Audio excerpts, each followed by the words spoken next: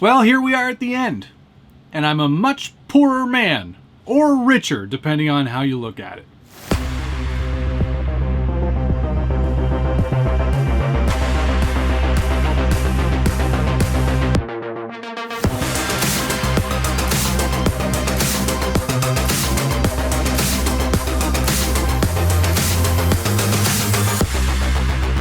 Welcome back to the Scale Builders Guild. Thanks again for watching Episode 8 and the finale of the Axial SCX24 Budget Build-Off. If you are not familiar with the Budget Build-Off format, it's where Josh from Harley Designs and myself take the Axial SCX24, apply a bunch of upgrades, some DIY, and make this truck our own. And that's what I've done. This truck is all done now.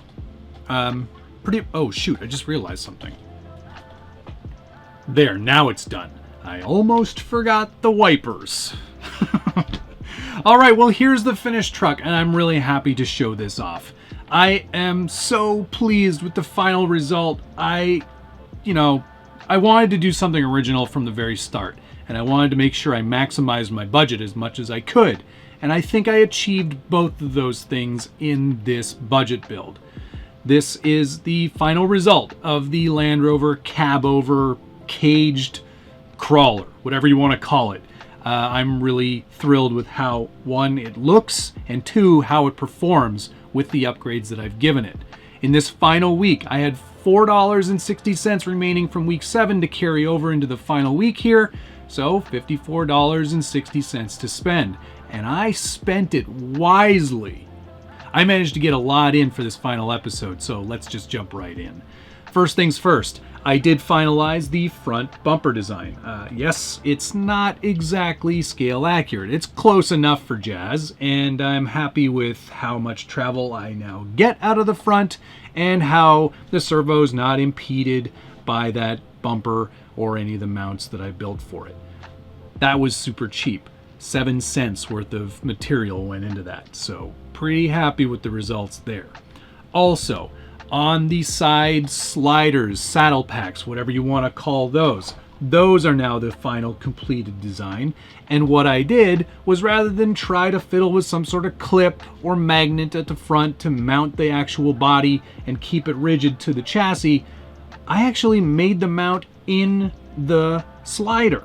And this made a lot of sense. So now we just use 2 existing screws from leftover bits and pieces from the original kit. And you just unscrew one there and flip the truck around and do the same thing on the other side because I mirrored the design.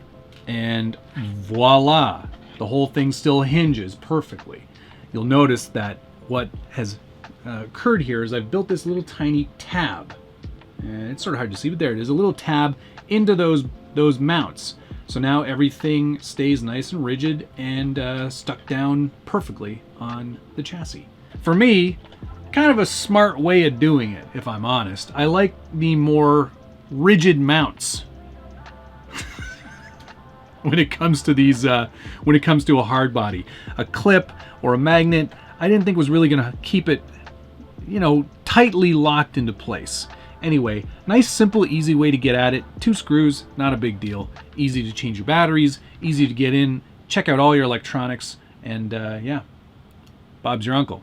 The final cost on those saddle packs or mounts or whatever you want to call them, 24 cents worth of materials.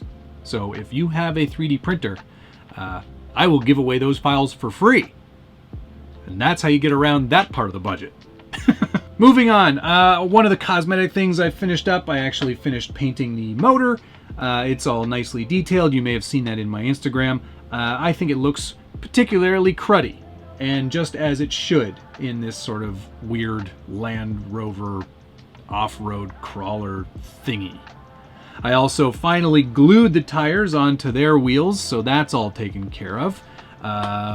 And what else? There were a few performance upgrades that we also got to this week. The first major upgrade that I did for this week, and something that I think is going to help performance significantly, is I did swap the diff covers, front and rear, for these hot racing brass diff covers. You can see the shiny result here, front and rear. It gives you an additional 9 grams of weight, super low and non-rotating mass, which I always prefer if possible. These are super easy to install, especially on the rear.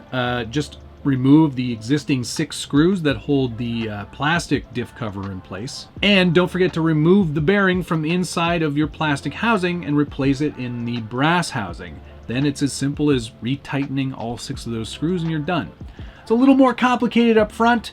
It's a good idea to get that drag link out of the way, so we're going to do that first.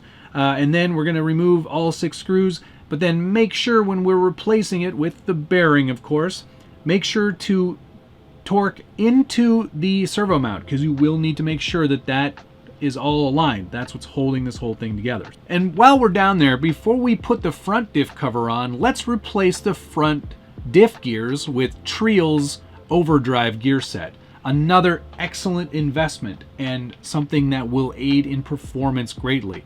It isn't super cheap at $19.98, but it is a great price to performance ratio. And I really like having an overdriven front axle, and it will help propel this truck up and over obstacles much easier than if it were just a straight set of gears front and rear. I really think this is a great piece, and obviously while we were down there replacing those diff covers, it's a perfect time to swap those gears, which is super easy, I might add. All you need to do is remove one side of the drag link, both steering knuckles, pull the existing drive shafts out, and since we've got the diff cover off already, we can just lift that gear out and replace the pinion as well. Once that's done, replace with the new Trial pinion and gear and put everything back together. It's pretty simple and gives you a huge boost in performance. Definitely noticeable right away, and you can see how much overdrive you're gaining in this little demonstration right here. Not insignificant.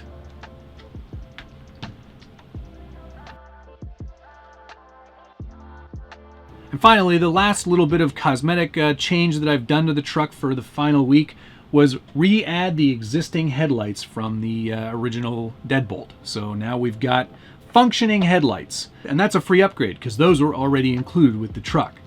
So there you go. That's the truck all finished. And I'm pretty chuffed. So here it is all done.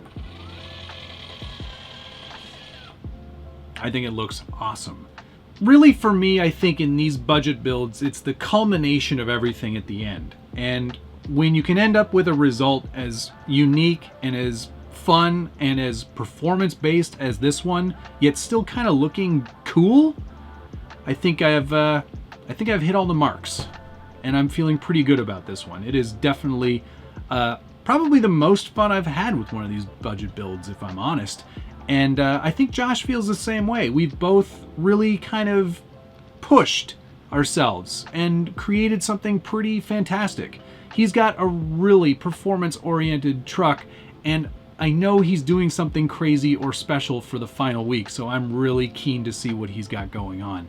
And I know that mine's been sort of a slow burn throughout this whole thing, but every week there's been improvement. And I am just so happy with the result. Before we get into the tally, let's talk a little bit about some honorable mentions. And these are parts that I purchased and would have loved to have incorporated into the budget, but just ran out of, time and money. Two extremely important things. Let's see what is in the bag of stuff that didn't end up getting used. Initially, before the little guy racing parts tires came in, I did have a set of RC 4-wheel drive Wrangler MTRs that I thought might be a good match for this truck. Shocker, I bought MTRs.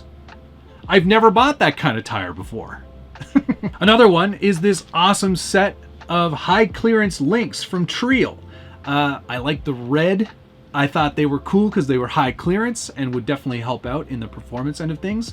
But they're meant for the Deadbolt wheelbase, and this is no longer the Deadbolt wheelbase, so they had to go into the honorable mentions category, which is unfortunate because they definitely look pretty cool. Another honorable mention is this set of hot racing shocks. I did have these. I did intend to put them on, but again, ran out of time and money. These are friction, just like the ones that come with the truck, but they are better quality and they do have different spring rates included. So that might have been something that we could have tried out. Oh, due to shipping, I was going to have a replacement servo mount for that Emax servo. That didn't arrive in time, so that didn't make the budget, unfortunately. And finally, the last honorable mention isn't here either, but I did want to include a more robust light kit, and My Trick RC offers a new light kit that would have been perfect for this truck, just didn't arrive in time. So something I will definitely be adding afterwards, possibly before the running video is shot. We'll have to see. And then that would have finally sort of completed the whole look of the truck. I think using the stock LEDs that were included is fine for now, but not nearly the right color temperature or have all the options and extra lights that I wanted to include. So you'll see that in a future upcoming video. All right, let's talk tally, because I think that's going to be the most interesting part of episode 8. I had $54.60 going into the finale week. $33.98 was spent on both the front and rear diff covers. Those are the brass weighted diff covers. So that's $33.98. I spent $19.98 on the Trial Overdrive kit. I spent 7 cents and 24 cents respectively for the bumper and the side sliders, saddle packs, whatever you want to call them, for a total of $54.27, leaving me with 33 cents. So we finished in the black. Got pretty much everything I wanted on the truck, and it's definitely finished to my tastes. It's an interesting looking truck, that's for sure. But I am so thrilled with the results. And yeah, there's a few places that I would have spent more money. But budget just wouldn't allow for it. Ultimately, though, it's pretty awesome. This has been a very fun challenge, and Josh and I think we have a real blast putting these together, and I hope that you enjoy watching them. And if you do, hit the like button, subscribe if you haven't already, and ring that notification bell so you get updates anytime there's a new video from the Scale Builders Guild. There will be more budget builds in the future, especially if you guys find these as interesting and as fun as we do. We'll just have to figure out what our next budget build is going to be. If you've got a good idea for what our next budget build platform should be, put a comment down below. You know I love reading through your feedback, and I try to answer as many of them as I can. It keeps getting harder. That's what she said. All right, so there you go. There will be a running video. I know that it was supposed to be included with this video, but Josh is traveling, and he's got a limited amount of time that he could have gotten his video out. So we're just gonna have to wait until the next time. But yeah, it's been a very, very fun 8 weeks. And I think 8 weeks for a truck of this size is actually a pretty decent amount of time. We got a lot of upgrades done, and we spent a ton of cash to get there. But I could not be happier with the end result. Thank you so much for watching. We'll see you again soon.